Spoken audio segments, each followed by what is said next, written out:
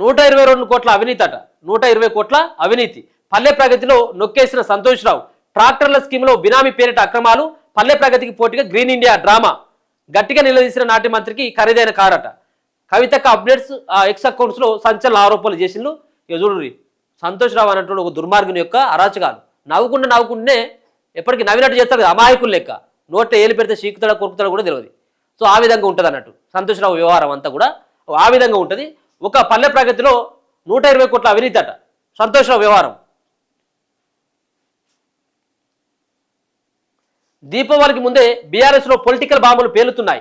బీఆర్ఎస్కు రాజీనామా చేసిన కవిత, ఆ పార్టీ నేతలు హరీష్ రావు, సంతోష్ రావు అవినీతి ఆనకొండలు అంటూ చేసిన వ్యాఖ్యలు తీవ్ర దుమారం రేపాయి. ఈ విషయంలో కవిత అభిమానులు వర్సెస్ బీఆర్ఎస్ శ్రేణుల మధ్య సోషల్ మీడియాలో వారు నడుస్తూనే ఉన్నది. తాజాగా బీఆర్ఎస్ నేత ఒకరు ట్రాక్టర్లతో ఏకంగా 120 కోట్లు నొక్కేశారని కవిత మద్దతుదారులు సోషల్ మీడియాలో పోస్టు చేయడం సంచలనంగా మారింది. పరోక్షంగా చేసిన వ్యాఖ్యలు సంతోష్ రావును ఉద్దేశించినవే అని చర్చ సోషల్ మీడియాలో నడుస్తున్నది. కవితక్క అప్డేట్స్ పేరిట ఎక్స్లో రన్ అవుతున్న ఖాతాలో ఈ ఆరోపణలు వెలుగు చూశాయి. బెంగళూరు టు వరికోల్ వయా హ్యాపీరావు, హరీష్ రావు, సంతోష్ రావు తమ కుటుంబాన్ని విచ్ఛిన్నం చేసే ప్రయత్నాలు చేస్తున్నారని ఇటీవల కవిత ఆరోపించారు. అంతేకాకుండా కేసీఆర్ హరితహారం పేరుతో కార్యక్రమం చేస్తే దాన్ని గ్రీన్ ఛాలెంజ్ పేరుతో సంతోష్ రావు హైజాక్ చేస్తారని ఘాటు వ్యాఖ్యలు చేసిన సంగతి తెలిసిందే. ఈ కామెంట్స్ చేసి 24 గంటలు గడవక ముందే సంతోష్ రావు 120 కోట్ల అవినీతికి పాల్పడ్డారంటూ సంచలన పోస్టు కవితక్క అప్డేట్స్ పేరుతో ఉన్న ఎక్స్ ఐడిలో షేర్ కావడం కలకలం రేపుతున్నది. ఈ పోస్టులోని వివరాల ప్రకారం కేసీఆర్ ప్రభుత్వంలో మహాత్మా గాంధీ స్ఫూర్తితో పల్లె ప్రగతి అనే అద్భుతమైన కార్యక్రమాన్ని ప్రారంభించింది. కానీ ప్రభుత్వం ప్రతి గ్రామ పంచాయతీకి ఇచ్చే ట్రాక్టర్లపై సంతోష్ రావు కన్నుపడింది. దీంతో సిద్దిపేట జిల్లా కోహేడ మండలం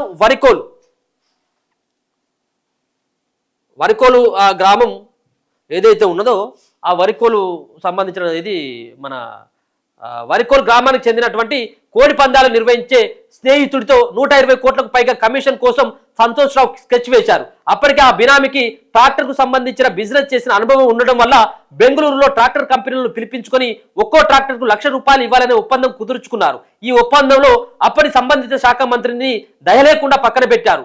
అతడికి వాటా ఇవ్వలేదు. ఆ మంత్రి గట్టిగా అడిగేసరికి అతడికి ఒక ఖరీదైన కారును ఇచ్చారు. ఆ తర్వాత ఆ కారుకు ఈఎంఐ సైతం కట్టలేదు. ఎవరు అప్పుడు ఉన్నటువంటిది గ్రామీణ అభివృద్ధి అంటే ఎర్రబెల్లి దయాకర్ రావు అనుకుంటా. సో ఆ మంత్రి గట్టిగా అడిగేసరికి ఒక ఖరీదైన కారును ఇచ్చారు. ఆ తర్వాత ఆ కారుకు ఈఎంఐ సైతం కట్టలేదు. సంతోష్ రావు వల్ల ఇప్పటికే ఆ సదరు మాజీ మంత్రి అవసరం లేని ఆ కారుకు తన సొంత డబ్బులతో ఈఎంఐ కట్టుకోవాల్సిన పరిస్థితి వచ్చారు. 120 కోట్లకు పైగా డబ్బును సంతోష్ రావు అతని బినామీ పంచుకొని నాటి మంత్రికి మాత్రం మొండి చేయి చూపించారని పోస్టులో ఆరోపించారు. ఈ పోస్టు వైరల్ గా మారింది. నెక్స్ట్ ఆ నేతల లీలల ఎపిసోడ్ వస్తుందట. సంతోష్ రావు విషయం గురువారం మధ్యాహ్నం 3 గంటలకు బయటపడతామని కవితక్క అప్డేట్స్ ఎక్స్ ఖాతా నుంచి ఉదయమే ప్రకటన వెలువరైంది. ఈ మేరకు వివరాలతో మధ్యాహ్నం పోస్టు చేశారు. ఇదిలా ఉంటే కవితపై విమర్శలు చేసే నేతలనే ఈ ఐడి టార్గెట్ చేయబోతున్నట్లు స్పష్టం అవుతున్నది. వరుసగా 15 రోజుల సిరీస్ రూపంలో ఒక్కో నేత వివరాలు బయట పెట్టేందుకు ప్లాన్ వేసినట్లు సదరు ఐడిలో పోస్టులు పెట్టి తెలుస్తున్నది. ఇన్నాళ్ళు కవిత వెంట నడిచిన మేడే రాజీవ్ సాగర్ గురువారం కవితపై విమర్శలు చేశారు. ఈ నేపథ్యంలో కవితక్క అప్డేట్స్ ఐడి రాజీవ్ వ్యాఖ్యలకు కౌంటర్ గా రియాక్ట్ అయింది. మాట్లాడుకుందాం 15 రోజుల సిరీస్ లో రాజీవ్ లీలలు కూడా ఉన్నాయంటూ అప్డేట్ కూడా ఇచ్చింది. సో ఎవరైతే కవితను టార్గెట్ చేస్తూ పోస్టులు పెడతా ఉన్నారో వాళ్ళనే ప్రధానంగా వీళ్ళు టార్గెట్ చేస్తూ వాళ్ళనే యొక్క ఏదైతే కవితకు సంబంధించిన ట్విట్టరే కవిత అప్డేట్ అంటూ ఏదో ఆ ట్విట్టర్ ఉందట. సో ఆ ట్విట్టర్ ద్వారా మొత్తం అంతా కూడా ఈ వ్యవహారాలన్నీ కూడా నడుపుతా ఉన్నారు. కవితను టార్గెట్ చేసినటువంటి ఎవరైతే ఉంటారో వాళ్ళని వీళ్ళు టార్గెట్ చేసి మాట్లాడుతూ ఉన్నారు. ఒక 120 కోట్ల స్కామ్. 120 కోట్ల స్కామ్ అంటే గ్రామ పంచాయతీకి ఇచ్చినటువంటి ట్రాక్టర్లు పల్లె ప్రగతితో పెడితే ఈయన ఏదో హరితహారం అని చెప్పేసి ఏదో డ్రామాలు ఆడిండు సంతోష్ రావు. సో మొత్తానికి అటువైపు లాక్కొని చిరంజీవిని, నాగార్జున, నగ్మను గిగ్మను అంతా పట్టుకొని వచ్చిండు.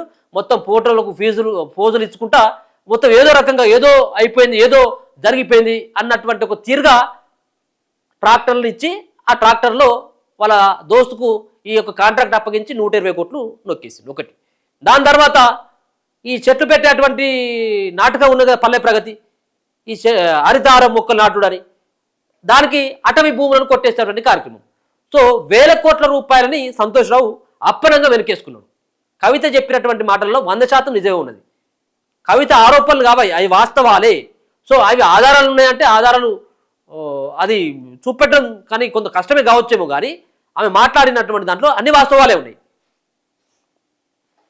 సో ఇవి దిశ దినపత్రికల్లో ప్రధానంగా ఆ ట్రాక్టర్లకు సంబంధించినటువంటి కేసు ప్రధానంగా కనబడతా ఉన్నది.